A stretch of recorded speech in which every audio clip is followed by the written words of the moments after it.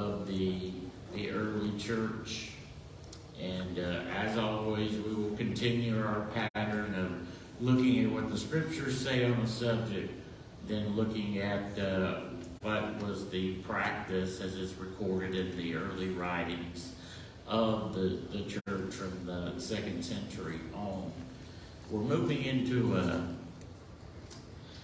another hotspot area, if you will, when it comes to the practices of the church. Because as with most of these things that we've seen,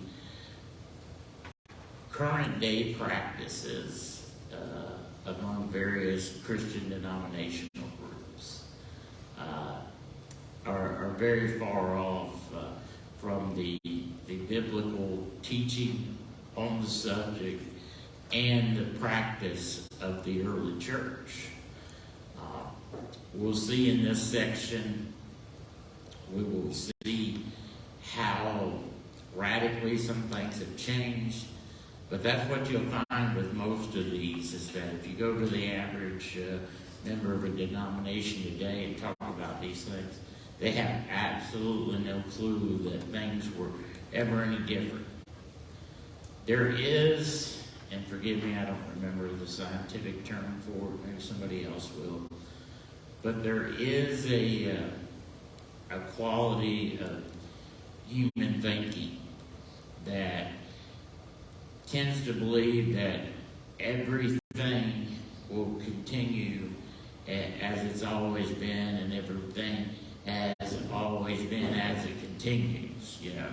So in other words, if we're doing it today, and my previous generation was doing it too, then we've always done that, you know.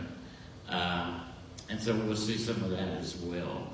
I did want to, I've already selected where we're going to start this morning, but I did want to get a kind of a feel for the room in regards to what areas you're most interested in. And I thought it might be helpful to talk for just a minute. One of the slides, and I don't know if we'll get to it because this is a multi-class section. But I thought it might be helpful if we looked at what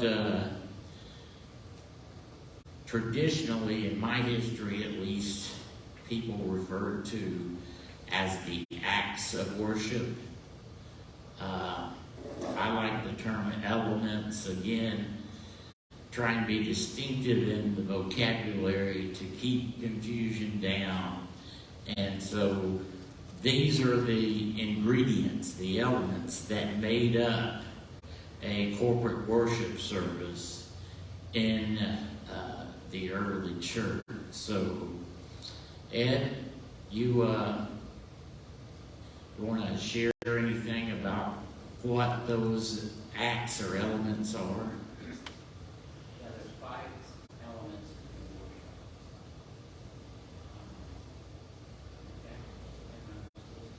Worship. And there's one card here that says Church of the Bible. Yeah, I thought I remembered it was on that list. So. And it talks about singing. It's found in both Colossians 3:16 and Ephesians 5:19. Praying, 1 Thessalonians 5:17. Teaching or lesson, Acts 20 and 7. And then communion, 1 Corinthians 11:23 and 29. And then our contribution, 1 Corinthians 16:1 and 2. So 5 parts of worship. And like I said, let's try and use the terms of element for them so we can keep them distinguished from some other usages of the acts of worship. But these are the ingredients for a New Testament worship service. So we'll look at these things in Scripture, but one of the obvious differences, and one of the things that we're well known for, and so I have talked a couple of times on the subject since I've been here, is the music that is used in the worship service. Ed mentioned that from the New Testament, the music is singing. So, and that is the subject I chose to get us started on later this morning. But I want to know, what do you think would be the difference, if any, between what is done in worship today, and I'm talking about in the church now, okay? So what is done in the worship today that maybe is different from the earliest worship services of the church? Mike? I think ours is much shorter. Oh, yeah. And gets shorter every year. Okay, the observation of communion. What else? We have songbooks. Okay, so things like songbooks, is that an element of worship? No. But it is different from what we know the New Testament church had. So again, you're looking at the element would be the music, the foreign specified would be singing, and so things like songbooks would be aids, and of course, that is what part of what we're considering. So I don't want you to think, oh, we're not talking about something that's an aid. That is part of what we're considering, because that is something that, while the element may not have changed, the expediency, again, is the traditional word I've heard, but the aid, the thing that gives assistance to the singing, or one of the things is the songbook. What else is often done today to give assistance to the singing? Yeah. It's often put up in a PowerPoint, so you don't need the songbooks. I love that, by the way, because everybody looks up and the singing is immediately improved just by the fact that you're looking up instead of down into your book. And then, of course, your connection with one another is immediately improved. But they're both aids. Mike, you had something you wanted to say? In the early church, today we have one speaker, typically, such as yourself, and one teacher in the worship service. In the early church, wasn't it often more than one that we teach? I can't tell you exactly where I get that perception from. Well, you probably get it from 1 Corinthians. There were and there weren't. So, and again, this is a good example of what we're talking about. The teaching is the element. How it's conducted, though. So sometimes there would be a lot of them. And sometimes you've got somebody like Paul who's in town, and Paul's going to be the main guy, if you will. Yeah. So it varied. But in varying, was that a violation of any worship commands? No, because the element is still the same. The way it was done, the assistance given to it being done by multiple. When you've got the right partner, I love what we call tag team preaching, which is when you switch in and out. That helps keep the attention of the ones being taught, and I think it kind of helps your presentation itself a little bit, because you're regrouping. Talk to anybody in here that's ever done any public teaching or preaching. Having a few minutes after you have made a point to think about how that came out versus what you wanted and everything can be helpful, and just to get yourself refocused on that new thing you're going to introduce when your turn comes up again. But those are all the element is teaching or preaching whichever you want to catalog it as, but the way it is done might be carried out differently.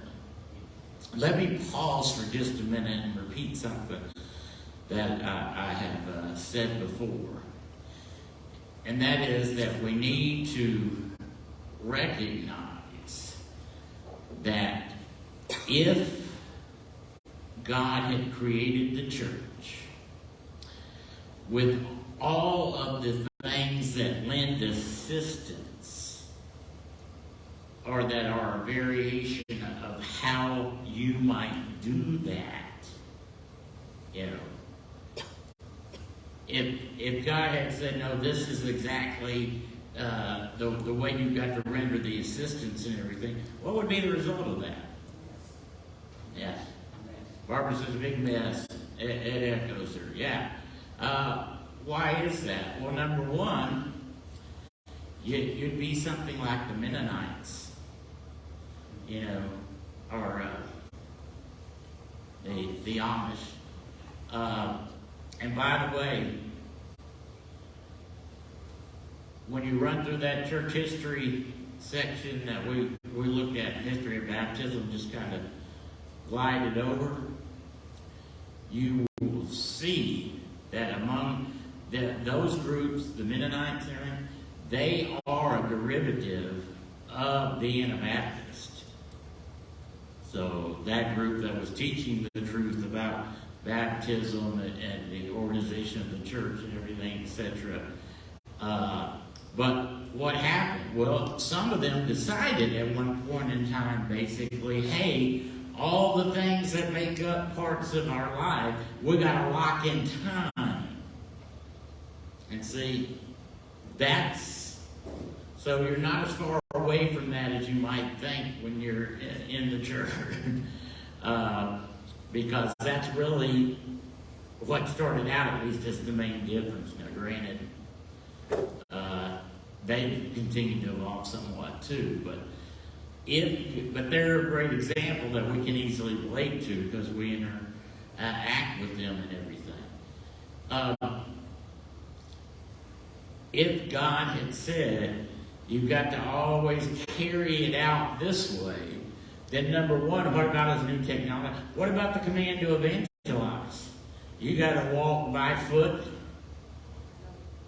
You know, you see what I'm saying? You can't use radio or TV or anything that's been invented since, you know, the establishment of the church around 1830. You see what I'm saying? God, who is so infinitely wise that we can't even touch upon it, basically, created his church in such a way that it could be carried out, and his principles could be carried out in any geographical spot, in any era of time. Yeah. And so that is why the church can go from culture to culture. How many times, and we talked about it a little bit in this class in one of the early lessons, how many times have we said, you know, the principle that God gives for his people to live by is to dress modestly. But if we try and force modestly as one particular epoch in time, then we immediately start running into issues. Yeah. So, and again, maybe that gives you a little more understanding of some of these groups like the Amish and the Mennonites. That's all they did really, is they locked down the things that could be used for assistance to a particular time period. There you go. Ed? Tell me if I'm wrong, but I think you're trying to work at the statement that you find in some of the things about looking at God and how simple he is and how he tells us to do things. For example, in making the ark, he didn't say don't use pine, don't use all these other ones. All he did was say make it out of a certain thing. And so when he says sing, he didn't have to say with all these other things he didn't have to say not to. He just said do this one that's accurate, but that's more of the class itself than what we're discussing now in the broader context. So just explain. I think we need to stop and consider the cultural inheritance that we have. And by that I mean, if you look at the very early church, the heaviest influence was the Jewish people. And so they were coming out of synagogue situation, so they brought a lot of those things into the new church.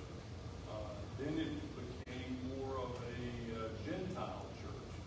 And then it was slaves meeting before sunrise to say a few words and worship together, sing a few songs, have the Lord's Supper, and then go back to their full day.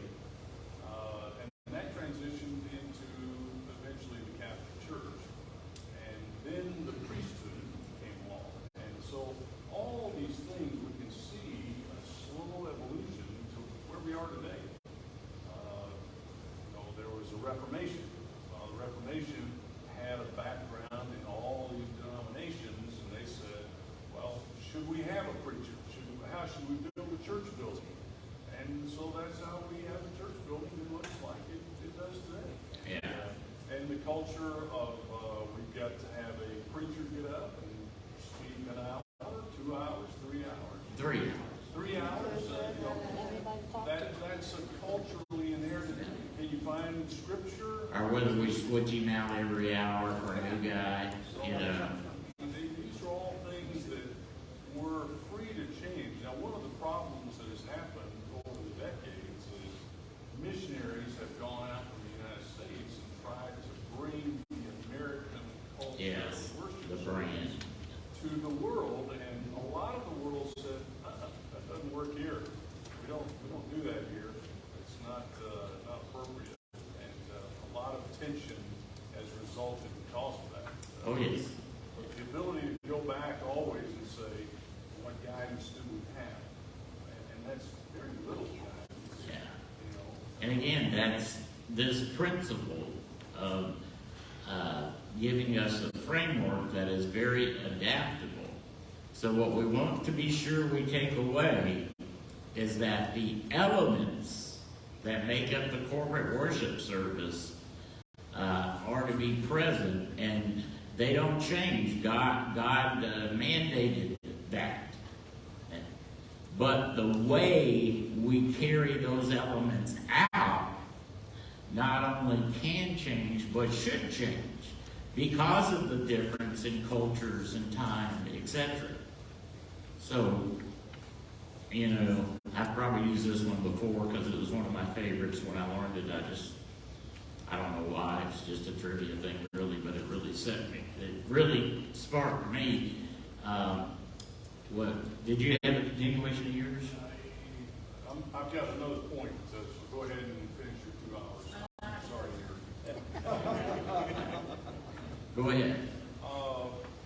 Music is an interesting thing in church. It's an amazing and very important thing. And as a song leader, I'm very in tune with it. Very in tune with that. But what you were saying about having the overhead projector, I think that it has advantages and disadvantages. And disadvantages that we have a culture of 4-part harmony. When you go to an overhead projector, that most of the time that I've seen in overhead projectors, they just go words up. And so slowly that is going away. Now, is 4-part harmony scriptural? Absolutely not. It's not. There was no 4-part harmony. Why does 4-part harmony exist then? Because of the evolution of the music within the church. Because they knew they needed to keep the element singing the same. But what were they doing at the beginning? They were chanting for the most part, as we would call it, you know. And as that got over into the larger Gentile church, that didn't catch fire.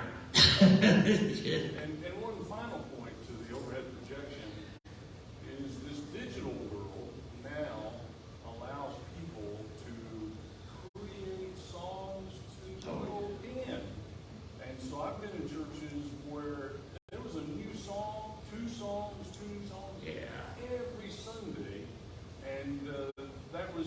and, well, the church doesn't know how to sing this song, so we're gonna have a singing group that is trained in Yeah. front with microphones or even on the stage. And so there's a lot of things, a lot of tensions. And again, as far as music specifically, that's what the class is for. I just want us to get these concepts, since what we're going to be discussing the next few weeks is the worship of the early church.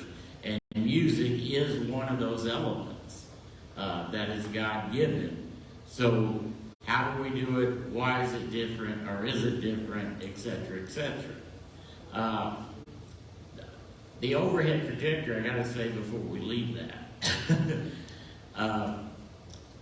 that's always been one of my examples of how we get comfortable with something and then start thinking it's scriptural just because we're comfortable with it. So I remember the days when if you used an overhead projector, you were questioned. You might, stray in. You were starting to stray there. We've got to be careful about it. I have a friend who was brutalized by an eldership in the church because they hired him, brought him in, flew him in. It was his first job, so he's not got any money or anything. Flew him in, and then in his sermon, he started walking around like someone I know does. And the elders stopped the service, got up, informed the congregation that there would be a new preacher next week, and literally kicked him to the curb and did not pay his way back home either. So he had to, call mom and dad, get a ticket purchased to fly home and everything else. But I always remember that elder said that the further away you walked from the pulpit, the further away you walked from God. So that's a little cray-cray, as the kids say. So I remember when the overhead projector was questionable. It was perfectly fine during that same period of time if you used a bed sheet. Anybody remember the bed sheets? Only a few of us showing our age. Are you saying questionable because it's a I'm saying it's questionable is the attitude that was expressed by the church, and basically because it was something new. Gotcha. Yeah, because it's something they weren't comfortable with. That's what we're trying to show here, is that there was a time when only the bed sheets. But when those bed sheets first started being used, you were questionable. You see? And then the overhead projector came along, and we had it long enough where you're comfortable with it. But if you went to PowerPoint, you were questionable, and so you see the difference in comfort level. We're going to be studying singing as the medium that God has given the church for the corporate worship service. And in doing that, we are going to see that there were some struggles along the way, and carrying singing out the way. And a lot of it had to do with cultural changes. Mike? And I can envision that some of this thinking, this resistance to change, is, well, when we say, or look back and say, well, that was just silly that we, but there is In the moment. there is a caution against, unbiblical things creeping in. Oh, yes. So there's that trying to be on guard against such things. But that line gets blurred sometimes by some people. So if you think about it in that context, you can sort of understand how that happens. Not to say that's right or wrong. I'm just understanding. Oh, no. I think most of us been in church in Lincoln time at all understand that this is how things happen and how we get there. And again, I'm not touching all the hands because you're taking me to too many specifics when we're just trying to get the the basic concept here. So there are these 5 elements of the corporate worship. Why do I keep saying corporate worship? Because one of the huge errors that has caused tons of conflict in the church is not recognizing that the elements of worship are given for the corporate worship service on the first day of the week.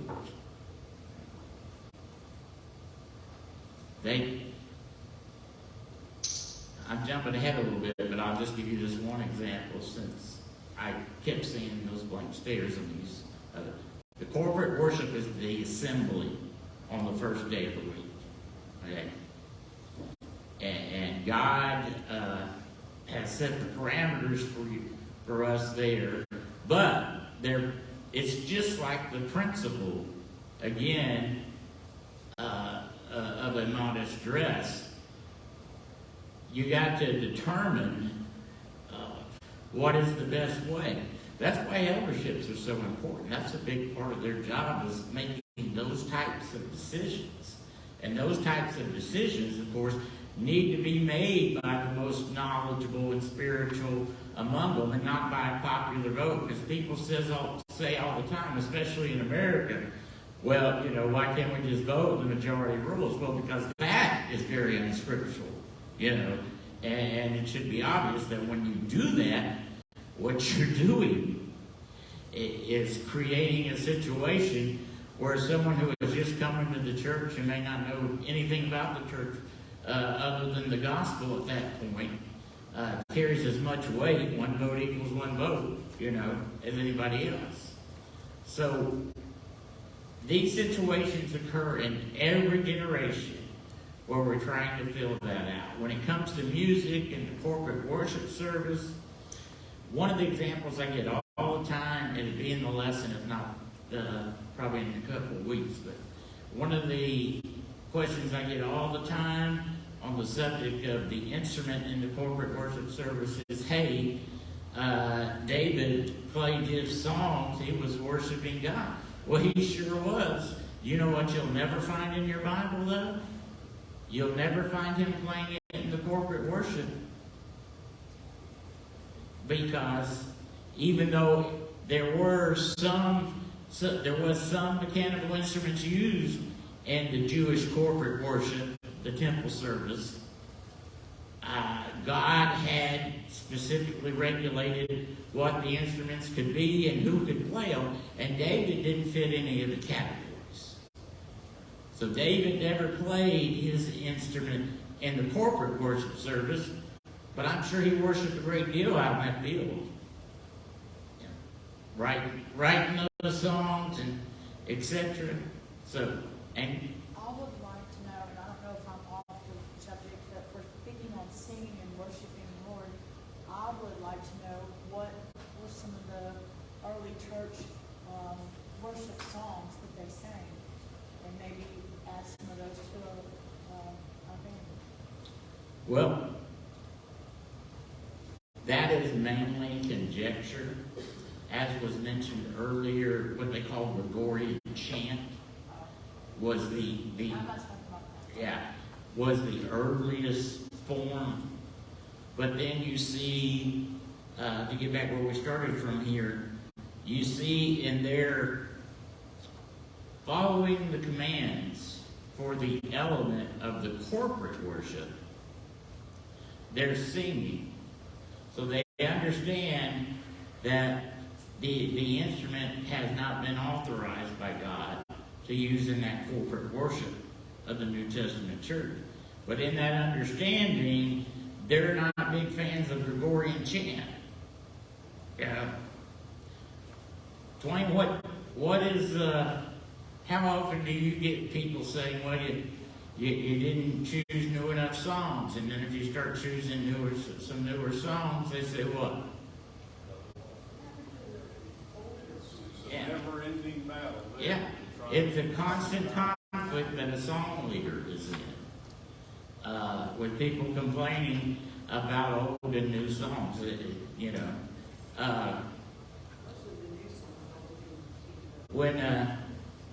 when Twain was talking about expressing his thought earlier, I was thinking then about the fact that the song leader takes a lot of heat that people never think about that comes simply from his choice of songs. And when Twain talked about the overhead and people trying to teach 2 new songs a week and everything.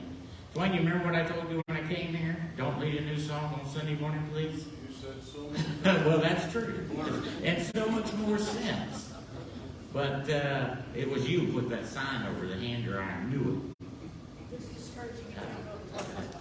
But, you know, and let me say for the record on that one, I've always been against putting just words up. There's no need for that. You can get you a copyright license, and you can put it up just like it's in there, and I believe in having both. If you remember a lesson I gave on church growth once, I talked about how in order to grow, the church has to quit thinking of either or and start thinking about ways to incorporate everybody's ideas and desires in there, and that is often, having one new song and one old song, or whatever the case may be. I was just gonna say, my dad was a song leader for 50+ years. I'm sure he started as a teenager, he sang the song, passed away, but praise be commended. My dad would spend hours on weekends preparing for Sunday morning. Absolutely. You don't just get up Sunday morning and sing the song. I love it. Absolutely. That's what I said. You're aware of that because your dad's good at singing, but most people never think about that. They think about that in regard to the preacher, maybe. They don't think about what the song leader goes through. And then that jerk of a preacher will come up to you right before service and say, "Hey, I need this song left this month." I hate that guy. He shouldn't do those things. Monty? An interesting statement that's always stuck with me, and I've shared this with people, is variety is the spice of life. Yes. And so that is why a lot of people want to use so many different new songs and stuff like that. I get that. But at the same time, Fiery Hour North used to always, he had a famous book called Balance. Yeah, it's in that library right there. And the follow-up is variety is the spice of life, but balance is the key to life. And so whenever we learn to balance everything, it becomes a whole lot easier process, and it becomes more profitable and edifying to everyone involved in the corporate worship service. All right, thank you. All right, we're gonna stop because see, we didn't even get into the lesson, but we did accomplish what I wanted. I have a much better understanding of where we're all at, and hopefully you're starting to see how important it is, since we do like some spice. And we do like listening to our voices for the Lord. We do like some spice. How important is it to distinguish between what God allows in our initiative versus what He is not pleasing to? So that's what we'll do as we look through, and we'll do it obviously mainly in music because it's such a big thing. But we'll do it, we'll look at all of the elements. So we'll look at the Lord's Supper a little more in depth than we were able to in that sermon a few weeks ago. All right, I appreciate everybody's attention this morning, and class is dismissed. But I was a member of ACE, Church of Christ, they do both. Yeah. Most places I've been have those. But that's also a little bit because power